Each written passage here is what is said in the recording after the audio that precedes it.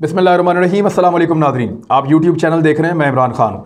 एक बहुत बड़ी डेवलपमेंट है जिसका आप सारे इंतज़ार कर रहे थे, मैं भी इंतज़ार कर रहा था। इंडिया में बहुत सारे हमारे ऐसे लोग हैं जो इंतज़ार कर रहे थे, क्योंकि इंडिया और पाकिस्तान को लूट कर यहाँ का बहुत सारा पैसा, दीगर गरीब मुल्क भी हैं लेकिन इंडिया और पाकिस्तान के अंदर ये ट्रेंड बहुत ज़्यादा है। यहाँ का पैसा लूट कर लंदन में पहुँचाया है लोगों ने, बरतानिया में पहुँचाया है लोगों ने, और वो थोड़े लोग नहीं हैं, वो बहुत ज़्यादा हैं। उनका ताल्लुक मुख्तलिफ पॉलिटिकल पार्टीज से है और बरतानिया के ऊपर यह दबाव लगातार बढ़ रहा था कि वो ऐसा कोई पाबंदियों का कानून लेकर आए जिसके बाद इन लोगों को हाथ डाला जा सके। अब पाकिस्तान की जानिब से बहुत सारे लोग ऐसे हैं जिनको बरतानिया ने एक तरह से पनाह दी हुई है और उनको अपने पास रखा हुआ है, उनका ख्याल भी रखते हैं और आउट ऑफ द वे जाके उनका ख्याल रखते हैं। लेकिन ये जो कानून जिसकी मैं बात कर रहा हूँ, इस कानून के आने के बाद हालात बहुत तेज़ी से बदलेंगे। ये कैसे हुआ, क्यों हुआ, इसका बैकग्राउंड क्या था, किसने किया, इसके बारे में मैं आपको भी पढ़ के बता देता हूं और सारे फैक्ट्स आपके सामने रख देता हूं। ये बहुत बड़ी डेवलपमेंट है और ये डेवलपमेंट आने वाले दिनों में बहुत सारे लोग, जिनमें ख़ास तौर पे पॉलिटिशियंस हैं, कुछ एस्टेब्लिशमेंट के लोग होंगे, कुछ मे बी सहाफ़ी भी हों और बहुत तगड़े बिजनेसमैन हो सकते हैं, ये सारे फंस जाएंगे। बड़े बाअसर लोग हैं इंडिया के और पाकिस्तान के। यानी पाकिस्तान का अगर आप देखें तो Avon field apartment Nawaz Sharif साहब का वहीं पे है, डॉक्टर आसिम की प्रॉपर्टी कहते हैं वहाँ पे है। पाकिस्तान के और बहुत सारे पॉलिटिशियंस हैं जिनकी प्रॉपर्टीज़ वहाँ पे मौजूद हैं। कईयों का हमें पता है, कईयों का हमें पता ही नहीं है। तो ये एक अच्छी डेवलपमेंट है और इसके ज़रिए से वो लोग पकड़ में आ सकते हैं। कैसे, पहले तो मैं आपको बताऊँ कि ये डोमिनिक रैब हैं जिन्होंने ये बिल कानून पेश किया है। Secretary of the state for foreign, Commonwealth and development affairs. Commonwealth कहते हैं उन मुल्कों को जिन मुल्कों पे एक दौर में बरतानिया ने हुकूमत की थी, जैसे पाकिस्तान और बरतानिया, पाकिस्तान, इंडिया, ये भी कॉमनवेल्थ हैं। कुछ अफ्रीकी ममालिक वो भी कॉमनवेल्थ हैं। तो ये कॉमनवेल्थ के भी ये मिनिस्टर हैं, सेक्रेटरी हैं। तो इन्होंने एक स्टेटमेंट जारी किया, I have today laid before parliament under the powers of the sanctions and anti money laundering act 2018 the global anti corruption sanctions regulation 2021। ये है जी वो कानून। 2018 में इन्होंने काम किया था, उसके बाद वो कह रहे हैं कि अब हम लेकर आ रहे हैं कानून ग्लोबल एंटी करप्शन, यानी करप्शन के खिलाफ आलमी सतह पे सैंक्शंस, पाबंदियां, रेगुलेशंस एक्ट, उसको रेगुलेट करने के लिए एक एक्ट लेकर आ रहे हैं। रेगुलेशंस 2021 ये रेगुलेशंस लेकर आ रहे हैं। The sanctions regime established by these regulations seeks to prevent and combat serious corruptions around the world by allowing for asset freeze and travel bans to be imposed on individuals or organizations involved in serious corruption. It is a smart tool allowing the government to target corrupt actors and their enablers. वो ये कह रहे हैं कि इसके बाद ये इख्तियार आ जाएगा बरतानिया की हुकूमत के पास या इदारों के पास कि वो एसेट्स को फ्रीज कर दिया करेंगे, बैन्स लगा दिया करेंगे, ट्रैवलिंग के ऊपर पाबंदी लगा दिया करेंगे, उन इंडिविजुअल्स के ऊपर या उन इनफरादी लोगों के ऊपर या ऑर्गेनाइजेशंस के ऊपर जो संजीदा करप्शन के अंदर मुलव्विस हैं। और ये जो है वो गवर्नमेंट को टारगेट करने में मदद देगी, ऐसे लोगों के खिलाफ उनको टारगेट करने में मदद देगी जो खुद करप्ट हैं या जो उनके मददगार हैं। It will prevent those responsible from entering the UK or laundering their ill-gotten assets here। ये उन लोगों के लिए सामने दीवार बन जाएगी जो लोग क्राइम करते हैं, इलीगल पैसा बनाते हैं और फिर यूके में खुद भी दाखिल होते हैं और अपने पैसे को भी यूके में लॉन्डर करते हैं, यानी दाखिल करते हैं अपने पैसे को यूके के अंदर, गैर कानूनी तरीके से लेकर आते हैं या अपने एसेट्स को यहां पे गैर कानूनी तरीके से बनाते हैं, ill-gotten assets here। These sanctions will help to ensure the UK is not a safe haven for those involved in serious corruption, including those who profit from it। वो ये कह रहे हैं कि ये एक बड़ा सीरियस इल्ज़ाम है यूके के ऊपर कि ये सेफ हेवन है, एक जन्नत है यूके उन लोगों के लिए जो सीरियस करप्शन के अंदर मुलव्विस हैं और जो उससे फ़ायदा उठाने वाले लोग हैं करप्शन से, उनके लिए यूके एक सीरियस हेवन बना हुआ है। तो ये जो पाबंदियां हम लगाने जा रहे हैं ये इस बात की यकीन दहानी करवाएंगी कि यूके उन लोगों के लिए अब जन्नत नहीं रहा। The global anti corruption sanctions regime will stand alongside the global human rights sanction regime and give the UK an additional powerful device to prevent and combat serious corruption around the world। उन्होंने कहा जी बिल्कुल इंसानी हकूक की जैसे वो काम कर रहा है रिजीम, बिल्कुल वैसे ही ये उसके साथ काम करेगा, उसके साथ खड़ा होगा। और साथ ही साथ उन्होंने कहा है कि ये पाबंदियाँ लगाई जाएंगी, ये ज़्यादा पावरफुल और ज़्यादा तगड़ा बनाएंगी सीरियस करप्शन को रोकने के लिए पूरी दुनिया के अंदर। Today I will also give us oral statement, कहते मैं बाद में स्टेटमेंट भी दूंगा, लेकिन ये खबर अभी अभी आई है। बिल्कुल जब मैं ये रिकॉर्डिंग कर रहा हूँ तो ये जो इनकी ऑफिशियल वेबसाइट है यूके पार्लियामेंट की, उसकी ऑफिशियल वेबसाइट से मैंने उठाई है, अभी ये खबर आई है और इसके ऊपर फर्दर डिटेल्स जो आएंगी तो आपके साथ और शेयर करेंगे। ये हुआ क्यों और ये हुआ क्या? हुआ ये है कि बरतानिया या यूके ख़ास तौर पे इसका जो लंदन है सॉरी, वो एक ऐसा हब बन गया, एक ऐसी जन्नत बन गया था करप्ट लोगों के लिए जो अपने मुल्कों से पैसा लूटते हैं, दो नंबरी करते हैं और उस पैसे को दो नंबर तरीके से बरतानिया ले जाके ऑफशोर कंपनियों में छुपा लेते हैं। और बरतानिया का कानून उनको पूछता नहीं था। बरतानिया पूरी दुनिया में कहता है कि करप्शन ख़त्म करो, अपने मुल्क में भी करप्शन नहीं करने देता। बरतानिया पूरे दुनिया के अंदर कहता है कि जनाब ये चीज़ें बंद करें, चोरी बंद करें, चकारी बंद करें। लेकिन देखें, अगर कोई बंदा चोरी कर रहा है तो जहाँ पे वो माल बेचता है जाके या जहाँ पे जाके अपना माल छुपाता है, जिसके पास माल छुपाता है वो खुद तो ये कहता हो चोरी नहीं करनी, चोरी अच्छी बात नहीं है, लेकिन चोरी का माल वो छुपा लेता है अपने पास, तो वो जुर्म का हिस्सेदार बन जाता है। ये बात सारी दुनिया बरतानिया को कह रही थी कि आप कानून बनाइए, आप पाबंदियां लगाइए। अब ये पाबंदियां लग रही हैं और इसका बड़ा खौफनाक इंपैक्ट आएगा उन लोगों के ऊपर जिन्होंने बरतानिया के अंदर पैसा छुपाया है। हो सकता है वो अपना पैसा बरतानिया से निकालने की कोशिश करें। और ये बरतानिया में याद रखिएगा, कोई भी कानून बहुत तेजी से मूव नहीं करता, ये चीजें बहुत स्लो चलती है। ऐसा नहीं होगा कि रातों रात पैसे आ जाएंगे, ऐसा भी नहीं होगा कि रातों रात एसेट जो है वो फ्रीज हो जाएंगे।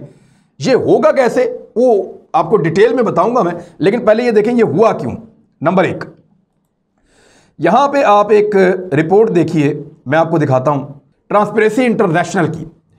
और ट्रांसपेरेंसी इंटरनेशनल की रिपोर्ट क्या कह रही है, इसका जो पहला जुमला है उसी को आप पढ़िए तो आपको समझ आ जाएगी। वो कह रहे हैं the UK has become a safe haven for dirty money. गंदे पैसे को छुपाने के लिए यूके जो है वो एक सेफ हेवन बन चुका है, एक महफूज पनाहगाह या जन्नत बन चुका है ऐसे लोगों के लिए जो गैर कानूनी पैसा लाते हैं और यहां पे लाकर छुपाते हैं। यहां से आर्टिकल शुरू होता है, मैंने पूरा पढ़ा है, आप इसको पढ़ सकते हैं, आपकी स्क्रीन पे आपको नजर आ रहा है, आप इसको निकाल लें। लेकिन इसका जो आखिरी जुमला है वो भी बड़ा इंपॉर्टेंट है।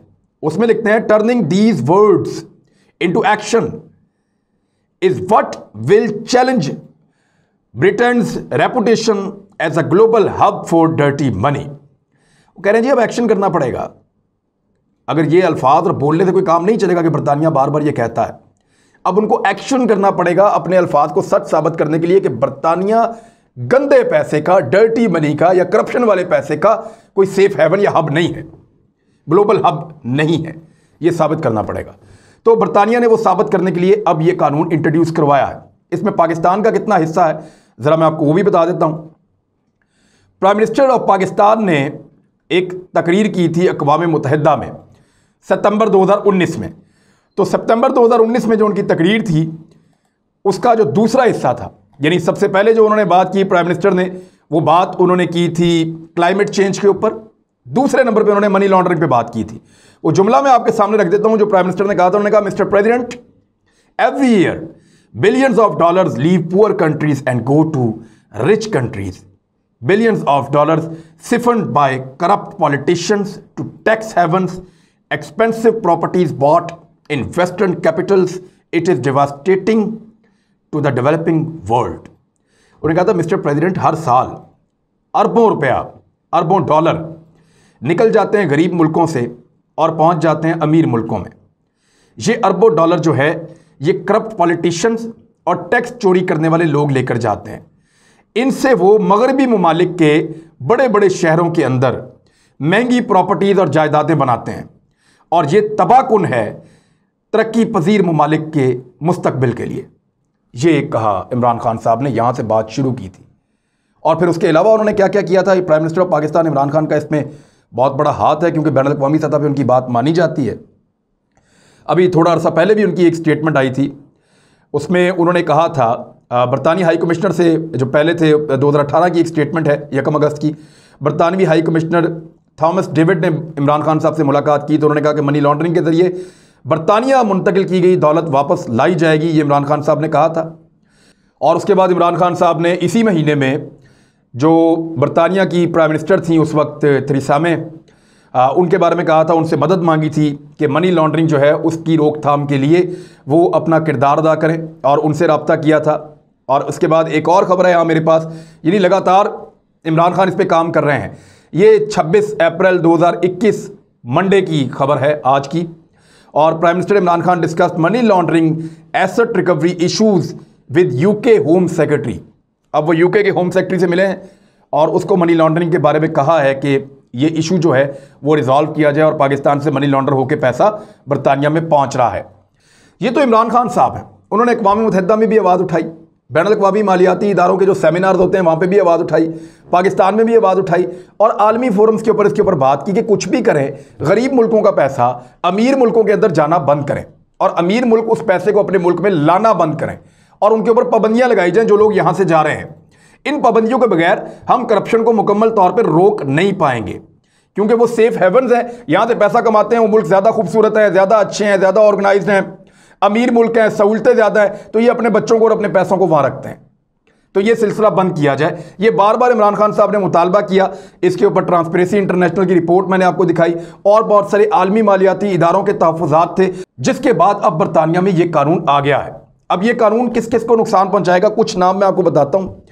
पाकिस्तान से एक बड़ा नाम मियाँ नवाज शरीफ साहब का है, एवनफील्ड अपार्टमेंट के हवाले से।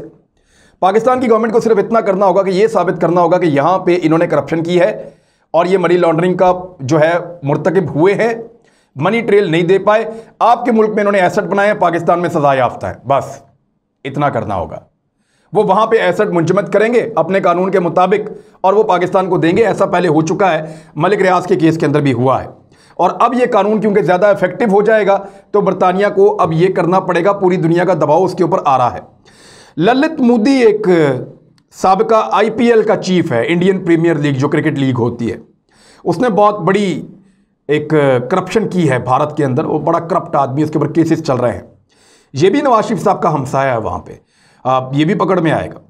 और नीरव मोदी ये भी पकड़ में आएगा। विजय माल्या, इंडिया ने बड़ी कोशिश की कि इसका लूट का माल पैसा वापस किसी तरह पहुंचाया जाए भारत में बरतानिया से लेकर, लेकिन हो नहीं पाया।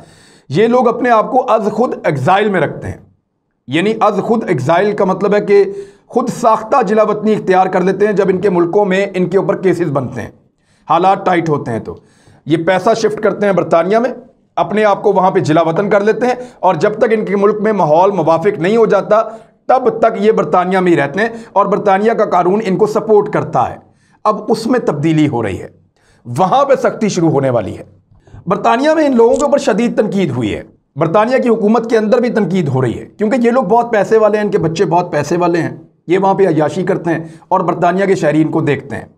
और इन लोगों की परसेप्शन ये बनी हुई है पूरी दुनिया के अंदर कि ये करप्ट लोग हैं। इनके मुल्क के जो लोग वहाँ पे रहते हैं वो नारे लगाते हैं, नवाज शरीफ के घर के बाहर से जब गुजरते हैं चोर डाकू लुटेरा नारे लगाते हैं। विजय माल्या को भी ऐसा बोलते हैं, इनकी फैमिलीज़ को तंग करते हैं, इनकी फैमिलीज़ के खिलाफ नारेबाजी की जाती है। तो बरतानिया के अंदर वहाँ के लोगों के अंदर भी तासुर आ रहा है कि ये लोग करप्ट लोग हैं, अपने मुल्कों में करप्शन करके आए हैं, लेकिन हमारे मुल्कों के अंदर अय्याशी की ज़िंदगी गुजार रहे हैं।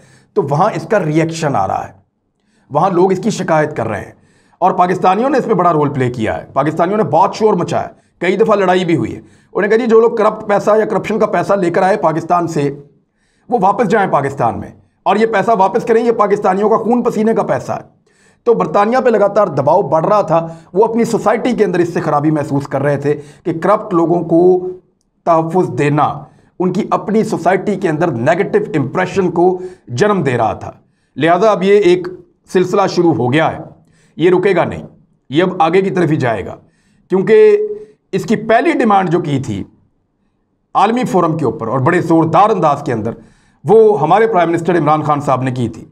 और ये अगर आगे बढ़ता है तो ये मामला सिर्फ नवाज शरीफ का नहीं है, PTI के अंदर बड़े बंदे हैं। अभी जहांगीर तरीन पे इल्ज़ाम है कि वो मनी लॉन्ड्रिंग करके पैसा ले गए और वो पैसा इल गॉटन मनी था। यहाँ साबित होगा वहाँ असासे जो हैं वो मुंजमद हो जाएंगे। इसी तरह बहुत सारे बिजनेसमैन हैं बड़े बड़े, उनके ऊपर इस किस्म के एलिगेशंस हैं। तो पाकिस्तान का ओवरऑल फ़ायदा होगा, इंडिया का ओवरऑल बहुत फ़ायदा होगा, और बरतानिया का भी फ़ायदा इसमें यह होगा कि कम से कम वो एक क्रेडिबिलिटी तो इंजॉय करेंगे इन मुल्कों की। अब तक के लिए इतना ही। अपना ख्याल रखिएगा, अपने इस चैनल का भी। अल्लाह हाफ़िज़।